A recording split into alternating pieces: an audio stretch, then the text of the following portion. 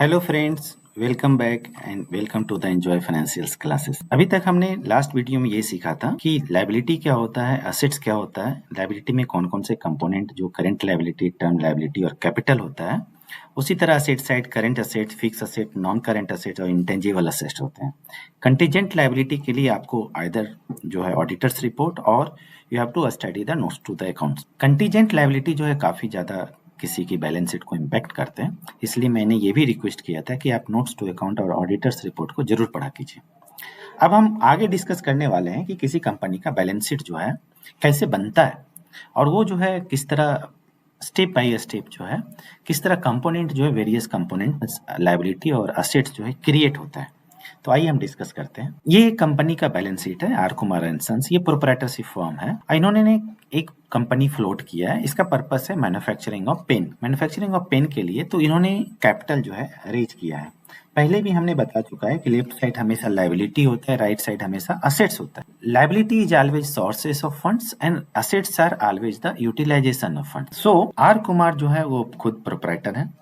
तो इन्होंने कंपनी में कैपिटल डाला 5 लाख रुपया। जैसे ही कंपनी में कैपिटल डाला 5 लाख रुपया, इसका मतलब क्या हुआ कि मैंने पहले भी बताया था कि बैलेंस शीट और जो प्रमोटर्स है कंपनी का, both are separate legal entity. मतलब बैलेंस शीट हमेशा समझिए कि भले ही ये ऑनर का पैसा हो, लेकिन बैलेंस शीट विल अंडरस्टैंड कि as and when the owner will demand I am liable to pay that amount.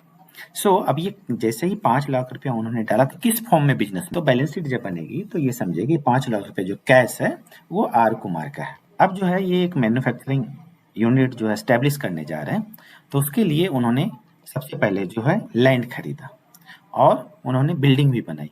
तो दोनों का जो कॉस्ट आ रहा है वो 3 लाख आ रहा है। तो ये पे कहाँ से करेंगे? ऑफ कोर्स ये पे अपने कैश एंड बैंक बैलेंस जो पड़ा हुआ पैसा वहीं से तो पे करेंगे। तो इन्होंने जैसे ही पे किया ये दोनों के लिए, तो कैश एंड बैंक बैलेंस जो है रिड्यूस होकर के कितना हो गया, 2 लाख रुपीज। अब जो है इनको जो है प्लांट एंड मशीनरी सेटअप करना है। प्लांट एंड मशीनरी सेटअप करने के लिए उनकी जो रिक्वायरमेंट है वो 20 लाख। अब इनके पास तो 20 लाख है नहीं, 2 लाख रुपीज बचे हुए कैश में। तो ये कहाँ जाएंगे? ये जाएंगे बैंक के पास और कहेंगे कि मुझे लोन दे दो। अब 20 लाख का तो बैंक लोन देगी नहीं, कहेगी क्या कि 5 लाख रुपया जो है 25% कम से कम मार्जिन लेकर के हो। अब 5 लाख रुपए मार्जिन लेकर के आना है। अगर हम इनको बैलेंस शीट अभी हम देख, जो आर कुमार एंड सन्स के पास तो 5 लाख रुपए मार्जिन है ही नहीं, तो कैसे फाइनेंस करेगा बैंक? तो इस केस में क्या है कि बैंक ने कहा कि आप भले ही अनसिक्योर्ड लोन लेकर के आओ या जो है कैपिटल खुद इन्फ्यूज करो, लेकिन जब तक आपका मार्जिन नहीं आएगा हम जो है फाइनेंस नहीं करेंगे। तो इन्होंने क्या किया, अपने रिलेटिव से, अपने फादर से, मदर से, सिस्टर से, ब्रदर से, वाइफ से, सब मिलाकर इन्होंने 10 लाख रुपए जो इकट्ठे। जैसे ही उन्होंने 10 लाख रुपए जो है बिजनेस में इन्फ्यूज किया in terms of unsecured loan, so what will happen, the cash and bank balance will be increased from 2 lakh rupees to 12 lakh रुपए। अब जो है कंपनी के पास जो है मार्जिन है, तो बैंक क्या करेगी, टर्म लोन सैंक्शन करेगी 15 लाख का और वो टर्म लोन को डेबिट करेगी। 5 लाख रुपया जो कैश एंड बैंक बैलेंस से डेबिट करेगी और 20 लाख रुपया का चेक बना करके सप्लायर को देगी। तो इससे क्या होगा देखेंगे अगर आप, तो असेट साइड जो है प्लांट एंड मशीनरी क्रिएट हुआ और उसके लिए सोर्स ऑफ फंड क्या रहा, तो 5 लाख रुपया जो है कैश एंड बैंक बैलेंस जो प्रमोटर का खुद पैसा है वो गया और टर्म लोन जो है 15 लाख। तो कंपनी के पास टोटल जो है अभी 7 लाख रुपीज है। ये 7 लाख रुपए में वो 2 लाख रुपए जो है time overrun and cost overrun के लिए या किसी भी तरह के फ्यूचर एक्सीजेंसी को मीट आउट करने के लिए वो बचा करके रखना चाहते हैं। So in that case what it will do, so it has set amount aside of 2 lakh rupees for the future exigency. So the moment they have kept aside, so the cash and bank balance क्या होगा, it will be reduced to from 7 lakh rupees to 5 lakh rupees. अब जो है दोस्तों company ये भी estimate कर रही है कि इसको जो है स्टॉक 11 लाख रुपए की चाहिए और बुक डेट्स जो है 10 लाख रुपीज की चाहिए। इसका मतलब है कि टोटल जो है कंपनी की requirement stock and book debts के लिए 21 लाख रुपए। अब कंपनी के पास तो पैसा है नहीं, तो वो क्या करेगी, फिर एज यूजुअल बैंक के पास अप्रोच की कि मुझे है लोन चाहिए जो है करंट असेट्स के लिए, स्टॉक एंड बुक डेट्स के लिए। अब स्टॉक एंड बुक डेट्स के लिए सबसे पहले जो बैंक का क्वेश्चन क्या रहेगा कि आपने 21 लाख रुपया तो आपने एस्टिमेट किया कि स्टॉक एंड बुक डेट्स रहेंगे, लेकिन इसमें जो है सप्लायर्स क्रेडिट आपको कितना मिले। तो सप्लायर्स क्रेडिट दोस्तों वो जो है सैंड्री क्रेडिटर्स वो कह रही है, एस्टिमेट कर रही है कि 5 लाख रुपया उससे मिलेगा। अब सैंड्री क्रेडिटर्स 5 लाख रुपए कंपनी को मिल रहा है क्रेडिट पे। तो इसका मतलब है कि इसका जो पैड स्टॉक मतलब स्टॉक एंड बुक डेट जो है, एक्चुअली जो फंड की रिक्वायरमेंट कंपनी को है 21 लाख नहीं है, कितना है फिर 21 माइनस 5 मतलब 16 लाख रुपए को ही कंपनी को जरूरत है। अब 16 लाख रुपए जो कंपनी को जरूरत है पैसे को करंट एसेट्स के लिए, अब 16 लाख का पूरा 16 लाख तो बैंक दे नहीं सकती, नहीं तो फिर बरोवर का मार्जिन जो कंपनी का मार्जिन इसमें क्या रहेगा, इसलिए बैंक जो है पूरा 16 लाख रुपए फाइनेंस नहीं करेगी। तो 16 का क्या करेगी, उसका 75% मतलब 12 लाख रुपए जो है कैश क्रेडिट के रूप में फाइनेंस करेगी और 4 लाख रुपया जो है कैश एंड बैंक बैलेंस से रिड्यूस होकर के 1 लाख रुपए बचेगा। तो इसका मतलब क्या होगा दोस्तों कि सोर्स ऑफ फंड जो ये करंट एसेट्स को मीट आउट करने के लिए अगर है टोटल, तो 12 लाख प्लस 5 लाख और बाकी का जो है कैपिटल एंड अनसिक्योर्ड लोन से जो है मीट आउट हुआ। पहले हम यहाँ पे ये भी बता दूं कि टोटल लायबिलिटी जो है 47 लाख रुपीस है एंड टोटल असेट्स जो है 47 लाख रुपीस है। ये जो है पूरा मैच हो। इसके बेस पे अब हम इसको फर्दर बाइफरकेट करेंगे कि कौन से टर्म को हम नेटवर्थ का पार्ट मानेंगे, कौन सा टर्म को जो है फिक्स असेट का पार्ट मानेंगे। तो आइए समझते हैं डिटेल में फिर कि आर कुमार एंड सन्स की जो कंपनी है उसमें जो है कौन सा पार्ट जो है टर्म लायबिलिटी है, कौन सा पार्ट जो है करंट लायबिलिटी, कौन सा पार्ट है जो नेटवर्थ है। उसके अलावा असेट साइड में वेरियस कंपोनेंट इससे जो है बाइफरकेट करने की कोशिश कर। ये जो है 15 लाख रुपीज का जो बरोवर ने मतलब आर कुमार एंड सन्स ने रेज किया है वो क्या है, एक टर्म लायबिलिटी है जो लॉन्ग टर्म सोर्स के लिए। इससे जो लॉन्ग टर्म सोर्सेज जो उन्होंने रेज किया उस किसको मीट आउट करने के लिए है, लॉन्ग टर्म यूजेज के लिए। तो और ये लॉन्ग टर्म यूजेज क्या है दोस्तों, फिक्स 15 लाख रुपीज जो है उन्होंने रेज किया और 23 लाख रुपीज का फिक्स असेट जो है उन्होंने यूटिलाइज किया मतलब परचेज किया। अब बाकी का 8 लाख रुपीज कहाँ से आता है वो हम सारा कुछ डिस्कस करेंगे। अब जो आते हैं करेंट लायबिलिटी जो है आर कुमार एंड सन्स ने 17 लाख रुपीज जो है उन्होंने जनरेट किया। उसके अगेंस्ट में अगर आप देखोगे सो ये जो है शॉर्ट टर्म सोर्सेस है 17 लाख। अब जो है ये करंट असेट जो है ये टोटल 22 लाख रुपीज जो है ये शॉर्ट टर्म यूजेज है। तो अब अगर आप देखोगे दोस्तों तो जो रिमेनिंग डिफरेंस अमाउंट है 22 माइनस 70 लाख रुपीज मतलब 5 लाख रुपीज वो कहाँ से आता है वो हम डिस्कस करेंगे।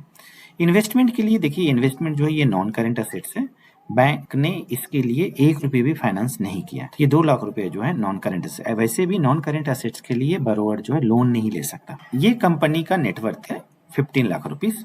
अब इसका यूटिलाइजेशन कैसे कैसे होता है, तो अब देखेंगे दोस्तों कि 15 लाख रुपीज का नेटवर्थ में से 2 लाख रुपए जो है बरोवर ने इन्वेस्टमेंट के लिए यूज कर लिया।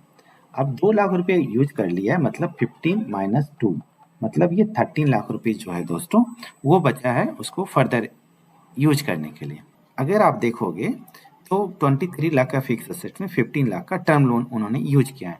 तो रिमेनिंग जो ये 8 लाख रुपीस है, ये 8 लाख रुपीस वो कहाँ यूज हुआ है दोस्तों, फिक्स असेट में कैपिटल का। तो 13 माइनस 8 मतलब ये हो गया 5 लाख। अब ये 5 लाख कहाँ यूज हुआ है दोस्तों, तो अगर आप देखेंगे तो 5 लाख रुपीज ये जो है करंट असेट्स में यूज हुआ है। तो ये जो है 5 लाख रुपीज अगर आप देखोगे तो करंट असेट्स में यूज है।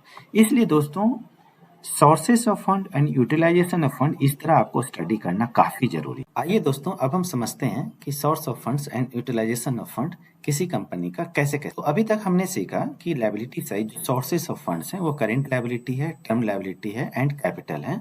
एंड असेट साइड जो है करंट असेट्स है, फिक्स असेट्स है, नॉन करंट असेट्स है, इनटेंजिबल असेट है और जो है कंटीजेंट लायबिलिटी है। तो कौन कौन से सोर्सेस से कौन कौन से जो है असेट्स जो है मतलब यूजेज ऑफ फंड होते हैं वो हम देखेंगे। करंट लायबिलिटी से हमेशा जो है क्रिएट क्या होता है, करंट असेट, और लायबिलिटी से हमेशा क्या क्रिएट होता है, फिक्स असेट। लेकिन दोस्तों कैपिटल से ये जो नॉन करंट असेट्स है ना इसके लिए बैंक फाइनेंस नहीं देती। इन्वेस्टमेंट पर्पस, इन्वेस्टमेंट इन सब्सिडरी, ये सब के लिए बैंक फाइनेंस नहीं देती। इसके लिए जो है ये नॉन करंट असेट्स का जो सोर्सेस ऑफ फंड होना चाहिए वो बरोवर का या कंपनी का ऑन मनी होना चाहिए। ठीक है, तो ये कहां से आना चाहिए, कैपिटल से।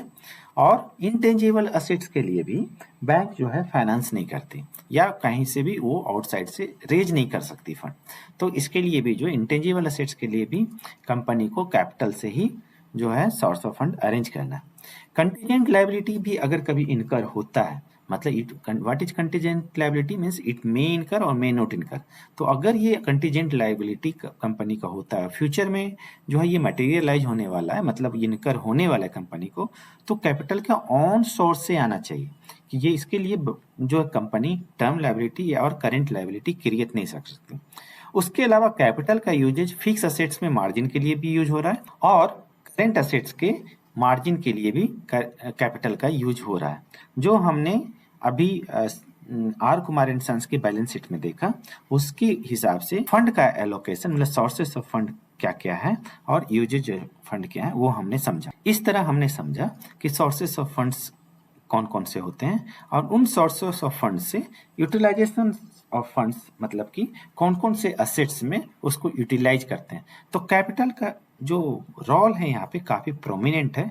इस प्रकार हम देखते हैं कि कैपिटल का यूज जो है नॉन करेंट असेट्स के लिए 100%, मतलब जो भी नॉन करेंट असेट्स क्रिएट होगा उसके लिए कैपिटल 100% यूज होना चाहिए।